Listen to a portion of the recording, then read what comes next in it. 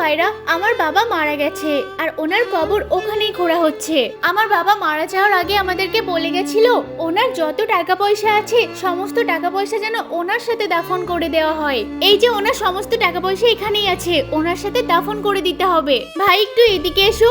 ভাই, আমরা সময় সুযোগ বুঝে এই সমস্ত টাকা বের করে নিয়ে আসবো। ঠিক আছে, এই যে ওনার সমস্ত টাকা পয়সা দিয়ে দিলাম, এবার মাটিতে ফুল ছড়িয়ে দিলাম। চলো এখন নিজেদের বাড়ি চলো। মনে হচ্ছে সবাই চলে গেছে, এখন আমরা টাকাগুলো বের করে নেব।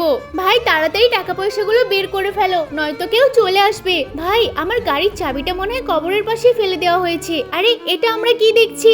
আরে কত সাপ এখানে! তোমরা কি জানো তোমার বাবার কবর দিয়ে সাপ কেন বেরোচ্ছে? তোমার বাবা বেঁচে থাকাকালীন সবার বাড়ি থেকে চুরি আর ডাকাতি এইসব করে সেসব টাকাগুলো জমিয়েছে, তাই তোমাদের বাবা চায়নি তার পাপের ফল অন্যরা ভোগ করুক, সেজন্য দাফনের সাথে টাকা পয়সা দিতে বলেছিল।